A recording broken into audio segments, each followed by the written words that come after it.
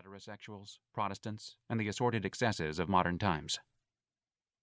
Imagine an Aquinas gone to pot, transported to New Orleans, whence he makes a wild foray through the swamps to LSU at Baton Rouge, where his lumber jacket is stolen in the faculty men's room where he is seated, overcome by mammoth gastrointestinal problems. His pyloric valve periodically closes in response to the lack of a proper geometry and theology in the modern world.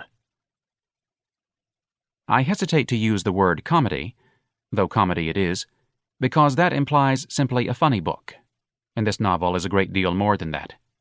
A great rumbling farce of Falstaffian dimensions would better describe it. Commedia would be closer to it. It is also sad. One never quite knows where the sadness comes from the tragedy at the heart of Ignatius's great gaseous rages and lunatic adventures, or the tragedy attending the book itself. The tragedy of the book is the tragedy of the author, his suicide in 1969 at the age of 32. Another tragedy is the body of work we have been denied. It is a great pity that John Kennedy Toole is not alive and well and writing. But he is not, and there is nothing we can do about it but make sure that this gargantuan, tumultuous human tragicomedy is at least made available to a world of readers. Walker Percy. There is a New Orleans city accent associated with downtown New Orleans, particularly with the German and Irish Third Ward, that is hard to distinguish from the accent of Hoboken, Jersey City, and Astoria, Long Island, where the Al Smith inflection, extinct in Manhattan, has taken refuge. The reason, as you might expect, is that the same stocks that brought the accent to Manhattan imposed it on New Orleans. You're right on that. We're Mediterranean. I've never been to Greece or Italy, but I'm sure I'd be at home there as soon as I landed. He would, too, I thought. New Orleans resembles Genoa or Marseille, or Beirut or the Egyptian Alexandria more than it does New York, although all seaports resemble one another more than they can resemble any place in the interior. Like Havana and Port-au-Prince, New Orleans is within the orbit of a Hellenistic world that never touched the North Atlantic.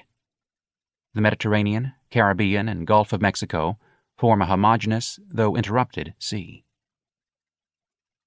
A.J. Liebling, The Earl of Louisiana. Chapter 1. A green hunting cap squeezed the top of the fleshy balloon of a head. The green earflaps, full of large ears and uncut hair, and the fine bristles that grew in the ears themselves, stuck out on either side like turn signals indicating two directions at once.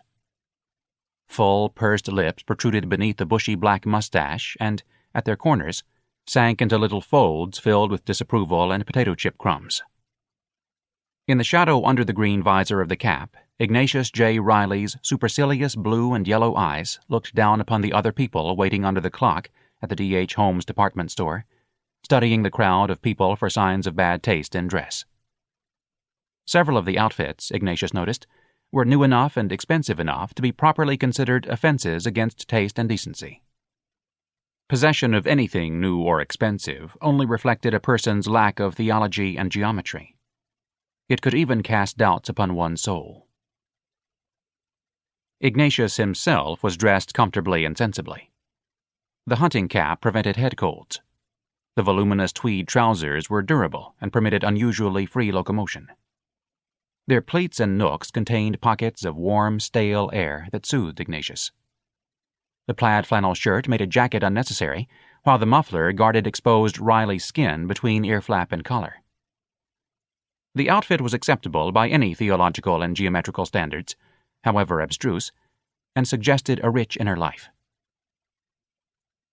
Shifting from one hip to the other in his lumbering, elephantine fashion, Ignatius sent waves of flesh rippling beneath the tweed and flannel, waves that broke upon buttons and seams. Thus rearranged, he contemplated the long while that he had been waiting for his mother. Principally, he considered the discomfort he was beginning to feel.